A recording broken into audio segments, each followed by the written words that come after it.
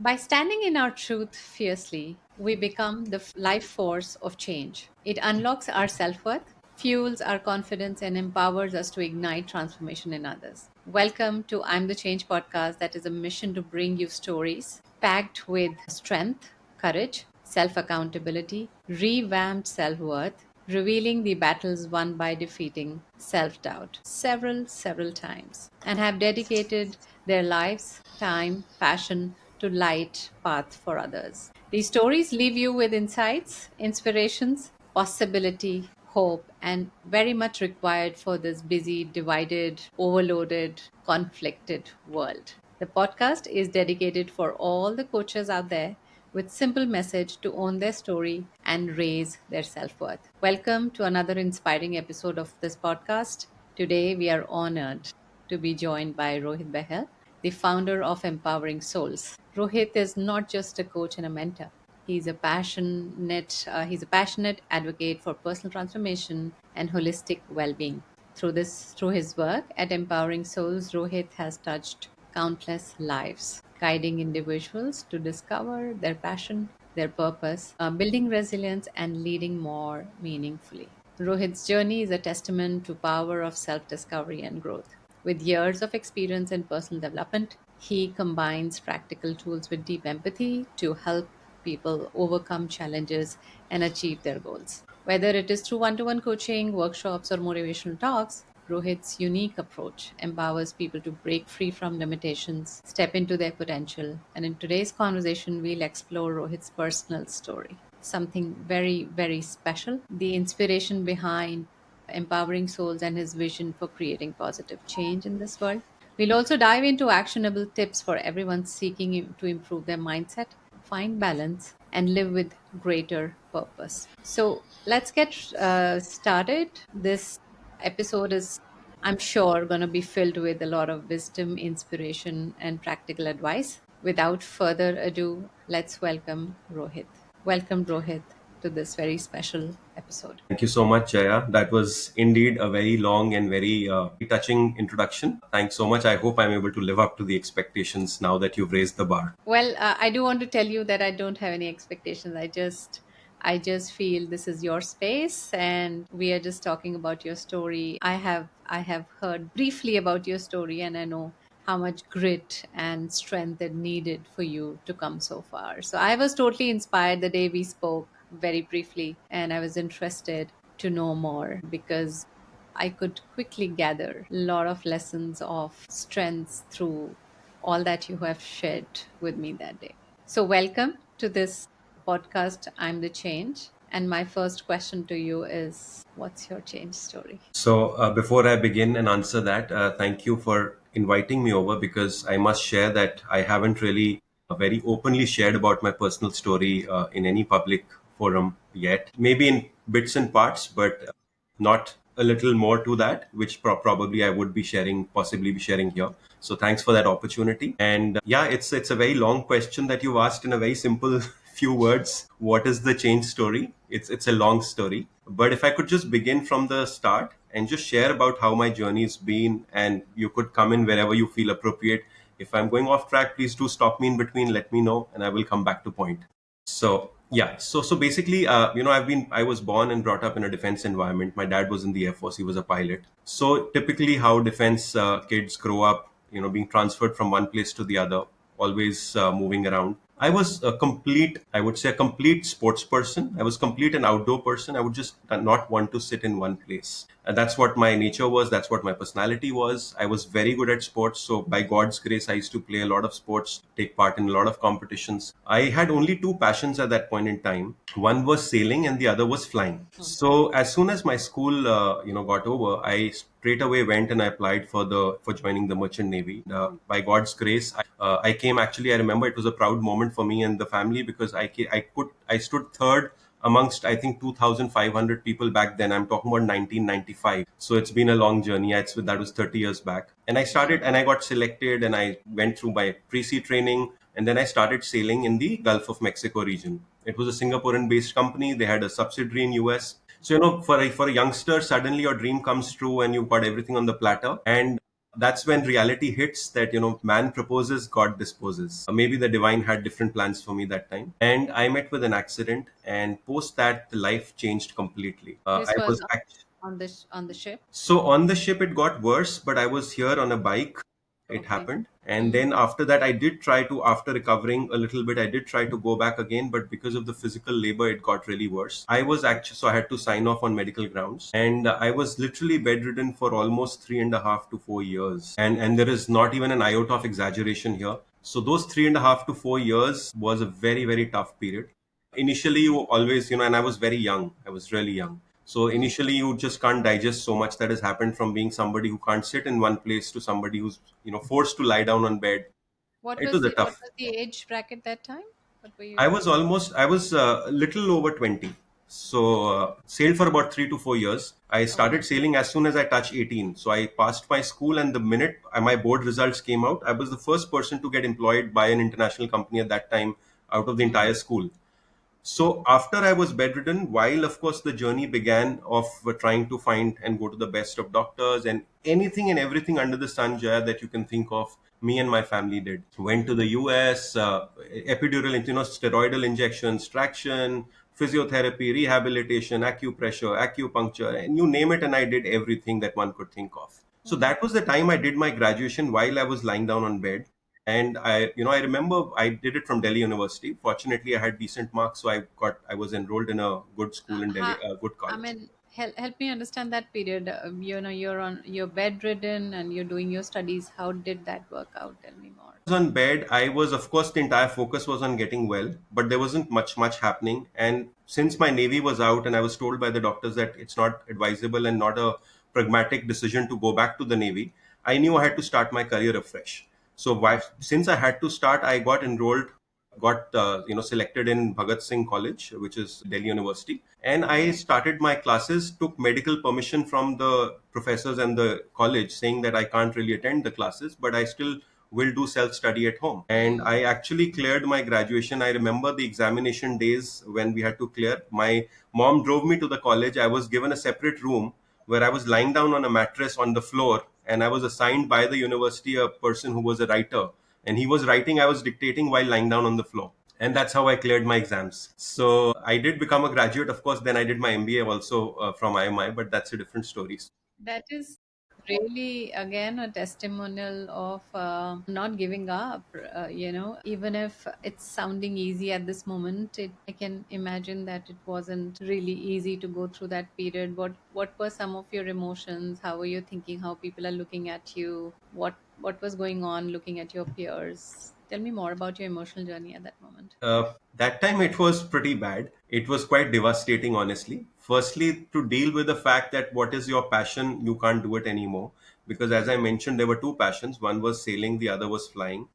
And both I could not do post that, Mm. because there is extreme level of fitness that's required for these two professions. So that was quite devastating enough. But then after that, of course, seeing all my peer friends, going out, doing whatever they're supposed to, and traveling to different places, it was a very tough moment. But that is the time I think I would really like to give a lot of acknowledge and give a lot of deep gratitude and credit to my mom. She was always a very strong lady and a very spiritual person as well. So she introduced me to a lot of spiritual practices which I started doing, and that gave me a lot of inner strength. For example, just to name a few, back then in early 2000s, I did multiple advanced retreats of art of living, residential retreats. I became a Reiki healer. I started understanding the concepts of Reiki, the concepts of pranic healing. Mm. Then I got into clinical hypnosis. I'm also a master certified master clinical hypnotist from California Institute of Hypnosis. So those practices really gave me the hope, gave me the courage, gave me the resilience to really bounce back and say that, okay, life is not over. While there were Mm. moments, and I must admit here, I've never said it anywhere, there were moments when I wanted to end my life because I felt that everything is lost. But then one has to rise above that. And I think the best of you comes out in times which are absolutely Mm. challenging and you're pinned to the ground. That's the time. So I think I have one quality that I've had, and I've nurtured that quality. And like I said, from a defense background, anyways, defense personnel don't give up. So I think I had it in my DNA as well.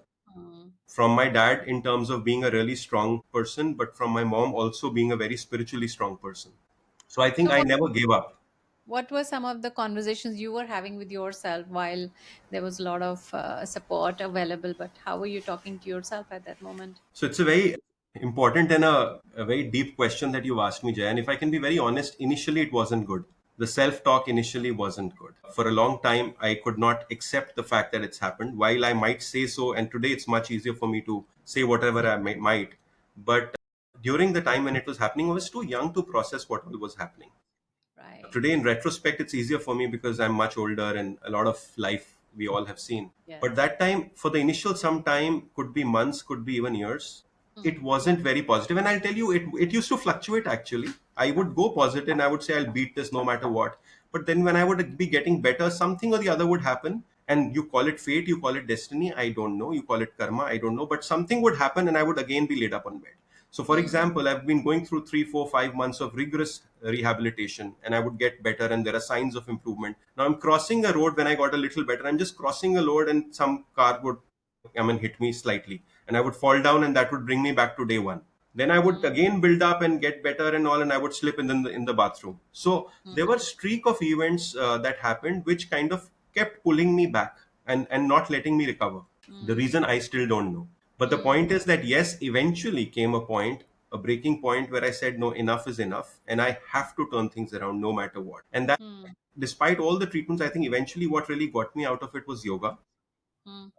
I still remember my mom came with me to Pune. If you've heard of BKS Iyengar Institute of Yoga in Pune, they're quite legendary within the yogic practices. So I went there. I stayed for about 2, 3 months there, right next to the institute because they don't have a residential facility. So I rented an apartment right next to the institute, and morning and evening, rigorously 3 hours of yoga every day I was doing, and that was therapeutic yoga, using a Hmm. lot of props and stuff. So that really got me back on my feet, and that's Hmm. where I restarted my life. It was like a restart for me. Uh, Hmm. and after Navy, then I, moving a little forward, and of course the spiritual practices were continuing for me to keep getting the energy that I had to. Hmm.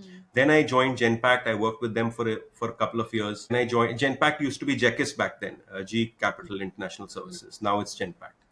Then I joined a media company. I worked with them for a while. Then for almost 10 years, close to over a decade, I was in the real estate sector, where I was, with some of the developers at leading positions. One of the Israel-based developers, as big as DLF in India, they Hmm. wanted to make their venture and foray into India. And this is mid 2000, so 2006 I'm talking about, when I became the head of marketing and operations for them. And they were strategic investing partners to certain projects in India, and we used Hmm. to do all the viability feasibility report and then jointly manage the project.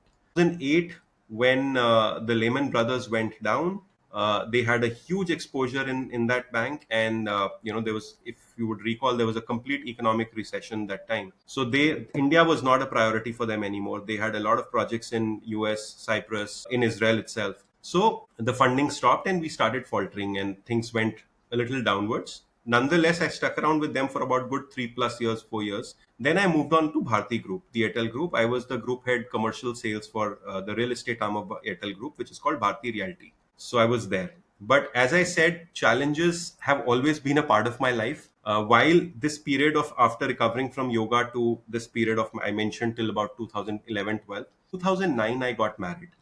And sadly, it was a worse decision. Of course, when you take the decision, you always take it with good intentions, but only later you realize that it was not the best of the decisions, and maybe you acted hastily. So I realized from day one, sadly, sometimes it happens when you really enjoy the honeymoon period and you realize later that you probably made a wrong choice. But here it happened on day one itself. The day I got married, the first shock I got was that night itself. Some crazy abnormal behavior which was completely unseen, and I did not know the person well enough before the marriage. Her parents really wanted us to, Punjabis, you say chat mangni pat bya. So I kind of gave in to that concept. It was foolish of me. I completely understand and I take ownership of my wrong decision. But Hmm. nonetheless, like any human, I mean, Indian husband, we try the level best that we can to try and make a marriage work. I tried for about good 3 years. Sadly, did not work. It was a lot of stress that was coming back to me for multiple reasons. I'm not getting into the details right now. But what I think is important to share here is what really got me worse was when I decided that we have to part ways. I really prayed a lot, I pleaded a lot, I literally spoke to her a lot in terms of trying to do it amicably. And she confirmed that, sure, we will do it amicably. But the minute her parents intervened, they put all sorts of dirty cases on me and my family for alimony and for alimony reasons and all sorts of dirty things that you see in movies. And I come from a very principled background. I come from a background where ethics, morality, integrity, they're always been very, very prime. So for me to go through and and I knew whatever was written in the cases was not even 1% of that was true. It was all fictional. It was all concoction of stories for money. So that hit me very hard because I by then I think I had turned more emotional because of my own sufferings and a lot of things that I'd overcome. I had a lot of compassion, emotion in me, and I could feel more than what probably or possibly a normal person would feel because of my own challenges that I'd gone through. So that So, shook me Rohit, completely. tell me, this moment would have made you question a lot of your values. Tell me more about that. What were some of the all the conditioning and all the values that you were forced to confront and say, is this even true? Initially, it was shock completely. And the shock was that how can somebody stoop so low for money? You know, all Mm, said and done, we spent good 3 years together. They might not have been the best, but there was always mutual respect in that relationship. There was never any, there was never any vulgarity or anything which was like, not supposed to happen. Yes, there were fights which normally most of the couples go through. So it was a shock of realizing that money is everything, which did not go well with me. That you can't compromise on your own individuality, you can't compromise on your own principles just because you need more money or you want more money. And not even that she didn't have money, she came from a very rich background, so it's not even that money was a necessity or a requirement. So it was purely out of the vengeance that how can somebody decide to move on without me, because it was my decision. I didn't want to continue in the marriage because it was a lot of emotional trauma for me that I was getting affected with. So anyways, the other part is that I think one thing important that I want to mention here, which is the message that I want to share here, is that till then, Jaya, I was in the victim stage, victimhood. Why is all this happening to me? What have I done to attract this? I I'm a positive person. I've never done wrong to anybody, but why is it happening to me? And I was in that stage. But that's the time, and I was despising that person at that time. Honestly, I'm telling you, my chest used to burn. My stomach used to burn. Literally, I used to feel fire in my stomach and my chest because all sorts of allegations when you go to courts, when you go to women's cell, when you go to police station. My dad, he made a statement once, and they were very supportive. Really grateful to my family. Everybody was very supportive during that period. Otherwise, I wouldn't have made it out. So surely. my dad made a statement once when we were going. He's like, Rohit, all my life I've got salutes, and I've always been respected so much, and wherever we've gone with respect. And here today we had to walk into police stations also with you, and being looked upon as if we've done something, some crime. So it really felt bad that I had to subject my parents to that kind of an agony, which was obviously not intentional, but it just happened, and I had no option but to go through with it. But I think what I realized and what turned post that is when I mentioned spiritual practices, I went back to my earlier spiritual practice that I used to do called BSG, Bharat Sukha Gakai. It's a Buddhist chanting practice where you chant Namyo Horenge Kyo. So I went there again. I used to chant for 2-3 years before, but then I had stopped in between. Post my divorce, when the proceedings and the cases, so I fought these cases for good 1.5-2 years, only traveling from one lawyer to the other, one court to the other. There were cases put in Delhi courts, there were cases put in Gurgaon courts. And if you recall, Jaya, earlier back then in 2011, there wasn't even a signature required of a magistrate. The police could just come to your house and pick you up and go, just with one complaint. And she had actually bribed, she means her family had bribed cops to really try and harass me. So I had to use all my connections. And I remember, Jaya, for 1 month, I was just floating around from one guest house to the other, just so that I could not stay at home, because I knew that at night they could just come and pick me up without having done any wrong. So that was really genuinely heartbreaking. But nonetheless, what I realized after that is that I haven't done any wrong to this person in this life. But that's where really what cemented my thoughts and my beliefs were that there is a karmic connection that we all carry, and there was some karmic debt that I had to repay to her in this life. So I really strengthened my practice, and that's the time I realized that no, I can't blame her, I can't blame anybody for my current situation in life, but I can only blame myself. And I think what I learned from that experience was I started taking 100% ownership and accountability of my own life. And I said, Correct. no, it's happening to me because I have attracted it. How, why, where, I don't want to get into it. We don't know. That's not something which can be explained, or it requires an explanation. But what I need Mm. to understand is that nobody gets anything in life which is not their due. So I have something of my own which I have created in my previous lives that I accepted, because in this Mm. life, by all God's grace and God's means, I had not done wrong to anybody. I'm a very person who loves to help people. I'm a very kind person by heart. Mm. So there was no other explanation also logical. So but that gave me a lot of solace, it gave me strength, it gave me hope. And I started praying for a very amicable solution to the court cases that were going on. And fortunately, you won't believe it, after I really strengthened my practice, within 2 3 months, everybody in the courts, all the judges started becoming pro me and my family. They started seeing through who was genuine and who was not, and they started Mm. siding me openly. Rather than, I mean, imagine, after I started praying and everything, they actually started reprimanding her and her family in front of me and my family, that what is wrong with you guys, why are you trying troubling this family so much, we can see through everything. And Mm. I remember I had to take anticipatory bail also in the end, after I had to after that 1 month of just running around. My lawyer got anticipatory bail for me and my family, and that's the time we could be at rest, that okay, now we can relax. Mm. So what I'm learning here, two things are very clearly coming out. Is one, till the time you are busy in blaming and looking at the past and why this and why that and victim mentality, till that time you are always stuck in those problems that you're part of. But the moment and at times we don't have reason, at times we can't find reasons, and genuinely there's nothing to look at. And the moment you shift your attention towards and being in the right energy, and spirituality and prayer definitely changes the way you look at things, you start shifting the energy around you. And that's something that I have personally also experienced for myself, and you have emphasized that through your story. I just want to define that here before we move forward. No, absolutely. Very well said, and absolutely agree and echo what you're saying. At the end of Mm. it, now, of course, there's so much more wisdom and knowledge that we all Yeah. have, and I also have Yeah. so many more realizations. Possibly back then, it wasn't as much. I strongly believe now, of course, it's all about we vibrating at a certain frequency level, and we attract Right. what at the frequency that we're vibrating at. Absolutely, So, absolutely. The energy of blame is not stronger, rather the energy of responsibility is much more stronger than the blame one. Yeah, absolutely. absolutely, And the absolutely. energy of blame is something which is going to attract more of negativity within your life. Hmm. So it's Yeah, strong like they also, but say, in a way, it's negatively strong. yeah, I mean, it's all what you attract, right? I mean, if you are breeding blame, then you're, inviting more blame. And if you are True. breeding responsibility, then you're breeding more responsibility. Right. True. Absolutely, absolutely. True. And then how did your life go on after that? If it's already not too much to consume, maybe I can share a little more. But there are things that happened even post that. Okay. Okay. So Are you of comfortable course, sharing? Are you yeah, I'm comfortable? okay. I'm okay. Sure, please. So post that, of course, once I really was, finally I managed to get out of this. We did an out of court settlement, and things were okay. And I was happy that finally I'm free and I can live my life independently again. Sadly, after just a little while, few months after that, I had a fall in the bathroom. Like I said, destiny, fate, I don't know. I had a fall Mm. in the washroom and I fell down bang on my hips on the marble floor, and that broke my tailbone. So I fractured my tailbone and it got completely bent. And my lower back pain, which was earlier there in the during the accident right in the early 2000, that came back with a vengeance. And I was laid up on bed for almost a few months after that again. That really shook me again, that, what is really happening? One thing after the other, to the other, to the other. And Mm. it's like not Mm. getting relief, not getting a breather.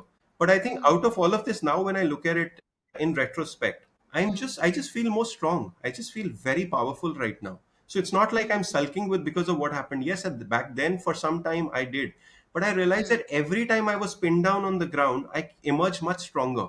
It's like you Mm. have this bounce ball, it goes on the ground, it comes back stronger and higher. And that's what I Yeah. felt kept happening to me. And that's the time when I felt and I realized, and I did a lot of these sessions, past life regression as well. And I Mm. spoke with my higher self also. And then they said, Rohit, you have a higher calling, higher purpose. This is a Mm. period where you're being prepared. And this is not what I said, this is what my higher self told me via, of course, the medium of that session that Mm. I did. And that made sense to me. It made sense to me. And my thought process started shifting in terms of, Mm. till then, was what am I going to do in my life. From there, the process of thinking started shifting towards what can I contribute and give to society, how can I help others. It Mm. actually went through a transformation. So while I was laid up in bed for a couple of months post that, of course I had to again be resilient enough to get out of it, and I did get out of it. Mm. Post that, I developed an autoimmune condition. I'm not really getting into the names, because when I started going to doctors after that, because it was taking longer to heal after I Mm, had that mm, fall, and the doctors, two, three best surgeons that I could think of, I mean, that I knew of that time, and they said, Rohit, they started, so trying to make bring solace to me by saying, you're so smart, you'd speak well, but everybody doesn't get everything, so just make do with it. It's not something which can be cured, but there's pain management that can happen, and this can happen. So they were trying to comfort me, but not giving me a solution. And that mm, and that wasn't a very good thing to hear from them. So mm, nonetheless, of course, they were doing the best that they could think of at that time. But I think that's the time when I realized that, no, Rohit, I have a very strong purpose in life, and my purpose, I can only do it when I apply it on myself. I need to heal completely, mm, and then I need to tell people that they can do anything that they want in their life, because it all mm, starts from here, it all ends here. And I really genuinely believe today, Jaya, that the internal stories, that we dialogues that we have with ourselves, that we keep telling ourselves day in and day out, is the most powerful dialogue than even having the dialogue with Narendra Modi ji or the most right. powerful person in the world. It's about what you keep telling yourself is what you become. And that's Exactly. where I think my change, real change, started happening few years down the line, when I started upgrading and upskilling myself even more. I started Mm, going to ashrams, certain ashrams in outskirts of Bangalore, where I used to go. From morning mm, to night, I used to meditate with the whole cohort, of course, with breaks in between, being amongst nature, trying to go deeper and deeper within. So I realized one thing, that everything starts from within. And that's mm, where my real courage, real strength, real determination started coming from. So as we mm. speak, and I'm not sharing this because of any empathy or sympathy that I need, but I'm sharing it as a message that as we speak right now, I still am dealing with that condition, that autoimmune condition, where I'm constantly in pain. There's a lot of fatigue. There's a lot of other symptoms, which I'm not getting into details, which prevent somebody from being fully functional. But do I Mm, let that come in my way of doing what I have to do? No. Every day there is a renewed determination, there's a renewed energy, because I have a purpose, that now it's not about me anymore, it's about helping people in whichever shape and form that I can. Today it mm, might be in small measures, but tomorrow mm, I'm sure, and I'm certain, it's not going to be in small measures, it's going to be in much larger quantities of whichever ways and mediums that I can get access to be able to impact more people. If you ask me what is my learning from all of this, the learning is only that, you have to upgrade your frequency. That's the only thing. You have the to upgrade energy your frequency. frequency. Yeah, yeah, absolutely. The way we speak to ourselves is the way we create results around us, and our energy actually creates our destiny in a lot of ways. True. Interesting. Rohit, this is a lot to go through. Where are you today in your, thinking? While you shared a lot about how you did the change, but what I want to know is what's your key foundational learnings that you always go back to the moment you come back to any more struggle? I would like to put it this way, that how you think, how you feel, and how you act is what is going to create your state of being. And that Hmm. state of being doesn't get formed over a day or two or three, it gets formed over months and years. So Hmm. everything begins from how we think.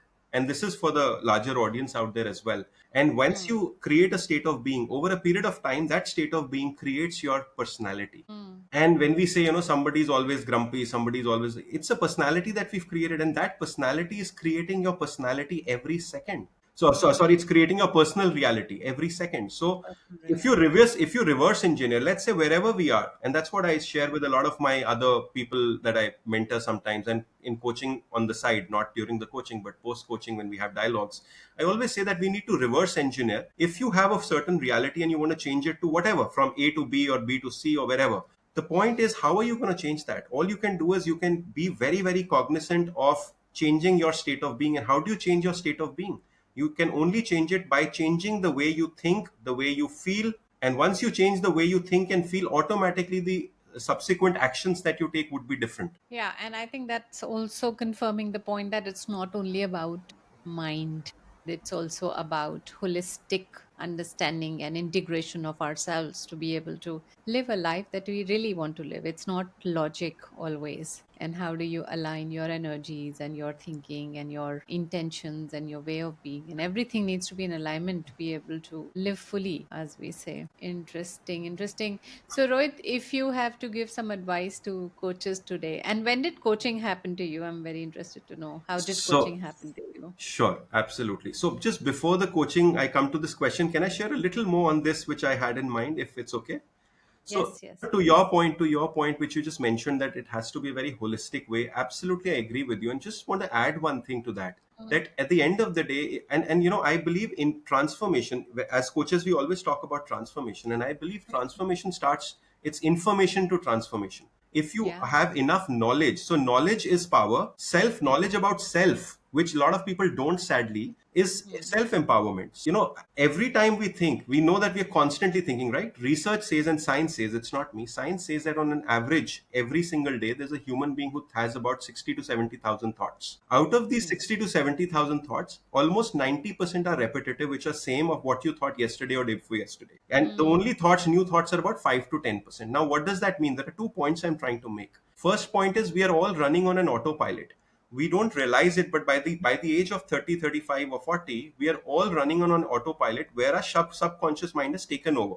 And how is it taken over? It's taken over through the habits that we formed, the patterns that we formed, the beliefs that we formed. So that's one. Now, if the day we realize, which a lot of people possibly might not be aware, that every time we think a thought, there is an electrical charge that's created. mm, Every time we have a feeling or an emotion which makes us feel, there is a magnetic charge created.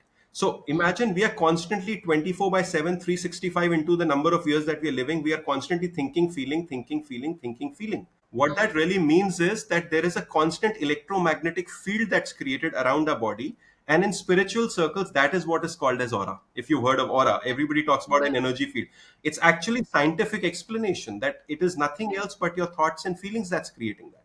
So the correct. more we can, the more we can kind of create a strong, if you want a strong electromagnetic field, it means the stronger our body is physically, mentally, and emotionally, and spiritually. Mm, So all you need to mm, do is make sure that you practice gratitude. Now, how do you upskill and upgrade your thoughts? A lot of times we mm, fall down. The best way to yeah, do is act of gratitude. Be in mm, gratitude to God, kindness, send giving and receiving love.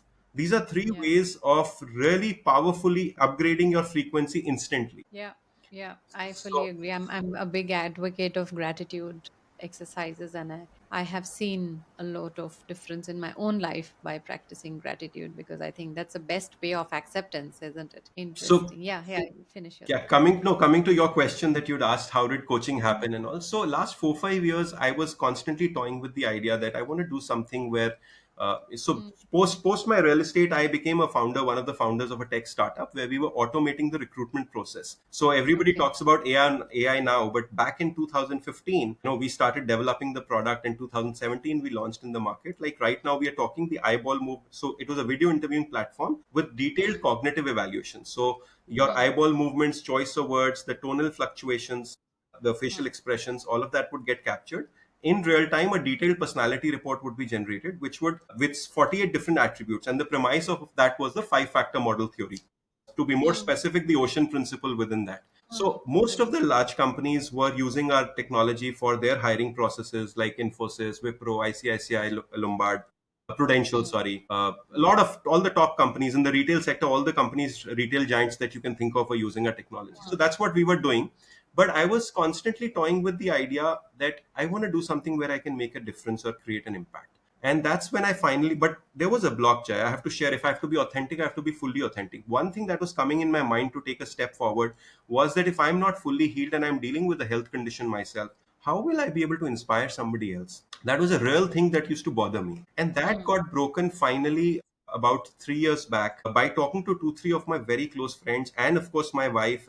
Okay, just to mention, I got remarried in 2018, so I am happily married now again. So, with a lot of support from my wife, my mom, and two, three very close school friends who knew my life trajectory from the school times, they mm, called me one night. These school friends, they called me one night and they said, Rohit, and I always was telling them that I want to be a motivational speaker. And I don't want mm, to be just talking to 5 10 people. I want to be talking to thousands of people in a hall. And that's my dream yeah, even now. And I know that it'll happen soon. Sooner or later, I mm, don't know, but it'll happen. One day it'll happen. And mm, I speak from the heart. Wherever, by God's grace, in the last 2 years of coaching and corporate training facilitation that I've done, Jaya, wherever I've gone, I've got very good results because people can feel the palpable energy because I speak from experience. I've fallen down It multiple comes times. through. It comes through, Rohit. I mean, that's what I'm saying. The first, I have just spoken to you once before this, and your authenticity, your energy comes through whenever you speak. It's very inspiring, I must say. Thank you so much. It means a lot coming from you, but I really humbly accept that. So I was just saying that.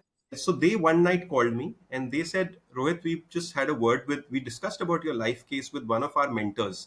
And that mentor was again a very seasoned, well accomplished, seasoned person who's very worldly wise, otherwise successful, about close to 60. And we shared your Mm, entire journey and we said that this is our close friend who wants to be a motivational speaker or wants to help others, but he has this block because he's dealing with this condition. And this gentleman said, I don't know this person, but I just feel that, you need to speak with him once and tell him that I think maybe he's being too harsh with himself. And mm, I find the whole story very inspiring. Just the very fact that despite whatever he's gone through, he's wanting to help others and he has hope mm, that he will be able to help and he still has hope that he will heal himself. I think that's very inspiring to me. mm, And I think you should just convey that to him. And they shared that mm, with me and they hung up. They said, we just want you to think and ponder over this. mm, And that night, I think, was a night where genuinely a lot happened. A lot got churned within me. I didn't sleep till 4 a.m. and I mm, was really thinking. And I felt then that's the time, I think, suddenly like a bulb on moment, it just mm, occurred to me that, Rohit, what are you waiting for? You have a lot of knowledge, wisdom that you've acquired, a lot of real mm, time personal experiences where you've fallen down, you've gotten up. mm. Rather than looking at what you still don't have, why aren't you acknowledging what you already have gained and achieved despite the odds? And which is not less. You still are successful, you still have been doing well despite whatever you've gone through. And that's a sign of a true coach and a leader, right? That while you have your own struggles, you do not stop to help others, and you do not stop to show light to others. You don't think that you can't contribute because everybody can, and on the side you're also dealing with your own stuff, and there is a lot going on in your own life, and nobody's life is perfect. So that's really the sign of a true coach and a true leader, Rohit. Thank you. Definitely, definitely.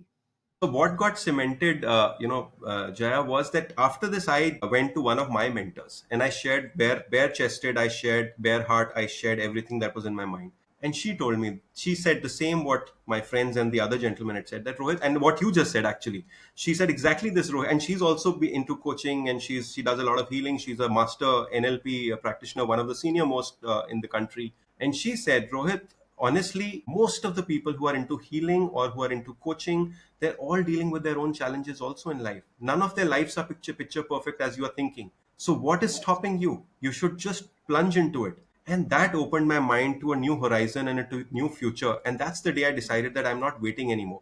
Now, Jaya, one thing which I'll share with you, which will be very surprising for you to know, till that day, I did not even know that there's something called professional coaching that existed. So I only knew about trainings because, of course, in different organizations, we've all gone through trainings, we've delivered trainings. But coaching, the format of ICF coaching, I had no clue. And that's, it's like when you are right, the universe automatically sends ways for you to know about them. And just When when I your was ready open, teacher appears, yes. absolutely. And just then I saw an ad of Mind Valley in my inbox. And when I went through Mind Valley and I realized, oh, there's something called professional life coaching, there's something called professional executive coaching. And that's Mm, when I said, okay, if this is an institute in US, then there must be institutes in India. And that's when I yeah. started my due diligence and I went through Googling and stuff. And then I realized, and that's when I did my ACC and then PCC. And that's how it started. Now, while I say this, I also must say, coaching is only a journey for me. It's only it's only a conduit for me, but I'm not going to restrict myself only to coaching. Like I said, my Mm, dream is eventually to reach out to thousands of people, not only with mm, coaching, of course, coaching being an important part of it. yeah. So Yeah. today, I also do keynote sessions, and someday I want to really focus more on, really not only focusing on the professional lives of leaders or executives, but also very, very prominently their personal lives of the emotions that they're juggling with regard to stress, with regard to family, with regard to relationships. That's also something that I want to do eventually. Lovely. So, Rohit, given that you have gone through so many change journeys and tough ones, really life altering, what are some of the myths around change you would like to talk about? What do people keep, like you said, I kept waiting. That's a myth, right? That you have to wait for life to get perfect to be start helping others. What are some of the myths you can pick out from your own journey about change? The first one would be, it's a very good question that you asked. The first one would be that you don't need to wait for a breakdown, complete breakdown, or a burnout to say that I need to work on myself, to get better. But that's Self what develop. most of people do. But that's what most of the people do. Right? Yeah, that's what I'm saying. It's a myth that they feel that they only need to work on themselves when there is a complete shutdown. Yeah, I That's mean, the myth. They need to. Yeah, go in our ahead. culture, it's like जो टूटा नहीं है उसको ठीक क्यों करना है वाला जो mindset है, that is stopping, and that puts people into waiting line, right? कि जब कुछ खराब होगा तब ठीक करेंगे. That is something that is a very very big barrier to change, So, a right? very absolutely what you said, completely, 100% agree to that. And just to add to that, Jaya, that Hmm. if I'm not, I don't know whether this is a myth or not, but definitely a takeaway that I want to share with people is that Uh, whom are you trying to fool? Do you think your life is perfect?